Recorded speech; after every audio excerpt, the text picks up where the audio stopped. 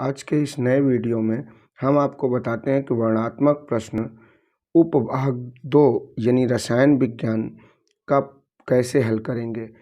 ये सारे प्रश्न रसायन विज्ञान के हैं, बड़े आसानी से इसको हल कर सकते हो। प्रश्न है, निम्नलिखित यौगिकों के संरचना सूत्र लिखिए। संरचना सूत्र बनाने के लिए एक बात का आपको विशेष ध्यान रखना है, जो हम बता रहे हैं ध्यान से समझेंगे। संरचना सूत्र किसी का भी आसानी से लिख सकते हैं। इसको देखें, मेथेनल, तो मेथ से पता चलता है कि एक कार्बन है। उसके बाद अब यहाँ पे ध्यान दें, नल, नल में है अल, अल का मतलब होता है कि इसमें CHO ग्रुप जुड़ा है। एक ही कार्बन है, इसलिए इसमें CHO तो लगाओगे ही लगाओगे। अब इस कार्बन की केवल एक वैलेंसी बची, जिसको आप हाइड्रोजन से पूरा करेंगे। तो ये बन गया मेथेनल का फार्मूला। ये क्या बना? मेथेनल। ये क्या हो गया? मेथेनल। इसी तरीके से अगला है प्रोपाइन। प्रोपाइन को देखेंगे तो प्रोपाइन से पता चलता है कि कितने, 1 2 3 मेथ एथ प्रोप। तो प्रोप से पता चलता है कि 3 कार्बन है। आइन से पता चलता है कि एक बंध इसमें से ट्रिपल बंध है। अब ये भी इसको भी ट्रिपल कर सकते थे, इसको भी ट्रिपल कर सकते थे। इसकी अब बैलेंसी पूरी कर दो। इसकी 1 खाली, इसकी 1 को नहीं खाली, इसकी 3 खाली।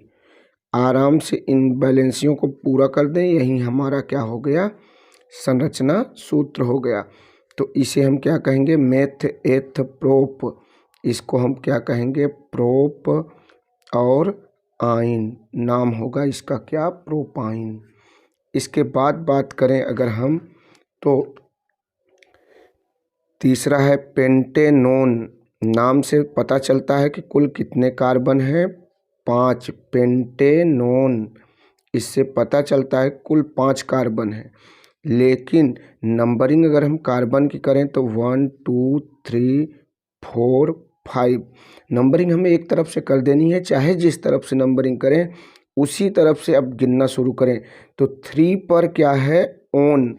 ओन का मतलब होता है कीटोन ग्रुप। इस ओन का मतलब है कि इसमें कौन सा ग्रुप है? Ketone group. अगर कीटोन ग्रुप है तभी ओन लगा है, तो इसका मतलब 3 पर क्या है? कीटोन है। अब बाकी सारे H भर दो, काम खत्म। यानी ये इस पर 3 H लग जाएगा, इस पर 1 H लग जाएगा और 2 H, इधर भी 2 H, इधर भी 3 H। जितनी बैलेंसी खाली है उससे पूरा कर दो, बन गया पेंटेनोन। इसके बाद की बात करें अगर हम अगले वाले को, तो यहाँ देखेंगे ब्यूटेनोन। ब्यूट से पता चलता है कि कुल कितने कार्बन हैं? 4 कार्बन हैं। मेथ एथ प्रोप ब्यूट, तो ब्यूट से पता चलता है कि 4 कार्बन है। अब 4 कार्बन में नंबरिंग चाहे जिधर से करो, 1 2 3 4। अब उसके बाद हमें ये देखना है कि 2 पर ओन है। तो 2 पर ओन है तो 2 पर ही क्या लगा लोगे? कीटोन। ओन का मतलब कीटोन होगा। तो अब इसके कार्बन पर हाइड्रोजन को पूरा कर दो, ख़त्म कहानी। तो इस पर पूरी बैलेंसी है, इसकी 2 खाली है, इसकी 3 खाली है। आराम से भर दो, बन गया ये इसका संरचना सूत्र।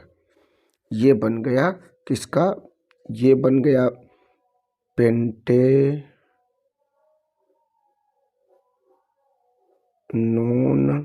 3 का, और ये बन गया ब्यूटेनोन 2 का। ये हमारा संरचना सूत्र बन गया।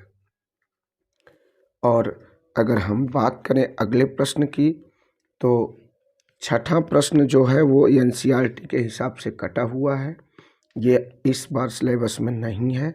7वें प्रश्न की बात करें तो 7वां प्रश्न बहुत ही इम्पॉर्टेंट प्रश्न है, क्योंकि इस टाइप के प्रश्न इस साल आने के चांसेस बहुत अधिक हैं। इन पर आपको विशेष ध्यान देना होगा ताकि ये आसानी से आ सके। बहुत सरल प्रश्न होता है, बस इसको बड़ा देख करके डरना नहीं है। बहुत आसान प्रश्न होता है। क्या कह रहे हैं कि निम्नलिखित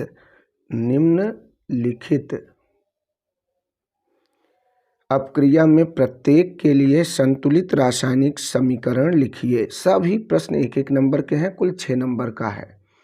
तो पहला प्रश्न है सोडियम सल्फेट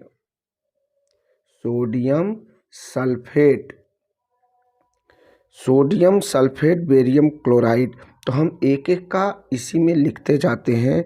सबसे पहले सोडियम सल्फेट और plus barium chloride, Gibbs barium sulphate और प्लस, अब ध्यान से देखिए तो यहाँ पे बेरियम सल्फेट बन गया, बचा क्या, NaCl। तो यहाँ पे क्या बचा, NaCl। बैलेंस करने की बात करेंगे तो Na भी 2 है, Cl भी 2 है, तो ये हो जाएगा 2NaCl। इस तरीके से इसको ध्यान से समझना है। सल्फेट की 2 वैलेंसी होती है, यहाँ ही सोडियम की 1 वैलेंसी होती है। इसी तरीके से बेरियम की 2 होती है, क्लोराइड की 1 होती है। यहाँ दोनों की 2 होती है, यहाँ दोनों की 1 होती है। तो इतना ध्यान आप अवश्य रखें। फिर बात करते हैं दूसरे प्रश्न की। तो यहाँ आपको एक कन्फ्यूजन हो सकता है कि मर्क्यूरस लेंगे कि मर्क्यूरिक। चाहे जो ले लें, कोई दिक्कत नहीं है। तो यहाँ पे कुछ भी ले लें। अब यहाँ पे हम क्या ले लेते हैं, मरकरी ऑक्साइड में ले लेते हैं मर्क्यूरिक ऑक्साइड। तो मर्क्यूरिक ऑक्साइड को जैसे ऊष्मा देंगे, जैसे इसको हम ऊष्मा देंगे, तो सबसे पहले ये क्या बन जाएगा, मरकरी में बन जाएगा। ये बन जाएगा मरकरी। अब प्लस देख रहे हो कि यहाँ पे ऑक्साइड के रूप में ये बाहर निकल जाएगा। तो इसको बैलेंस करने के लिए हम क्या करेंगे, 2 और यहाँ पर लगाएंगे 2Sd और 2O2 के रूप में बाहर निकल जाएगा। इसके बाद बात करें अगर हम, तो हमारा तीसरा यानी सी प्रश्न है सल्फ्यूरिक अम्ल, जिंक और सल्फ्यूरिक अम्ल। तो जिंक के स्थान पे जिंक लिख दिए। सल्फ्यूरिक अम्ल H2SO4 को कहते हैं, गिब्स। अब देखो यहाँ पे ये एक प्रतिस्थापन अपक्रिया का उदाहरण है, ध्यान रखें। जिंक ज़्यादा क्रियाशील है हाइड्रोजन से, तो हाइड्रोजन को हटा देगा और बना लेगा क्या, जिंक सल्फेट। और प्लस ये डॉट डॉट जो स्थान है वहाँ पे क्या भरा जाएगा, हाइड्रोजन, यानी हाइड्रोजन के रूप में ये मुक्त हो जाएगा।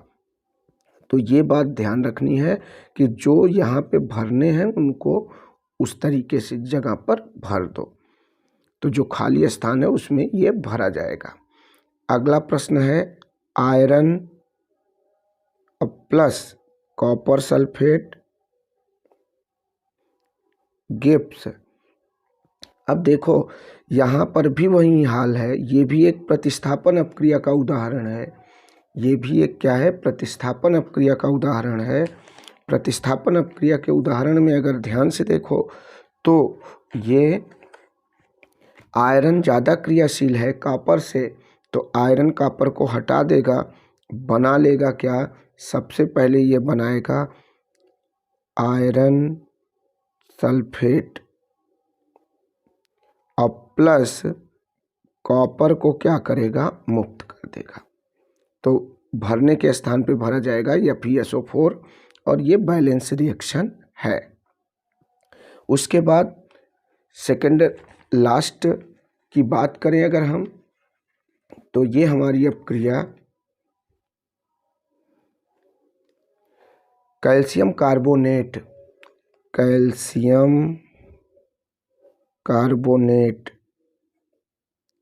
का ऊष्मीय अपघटन कराते हैं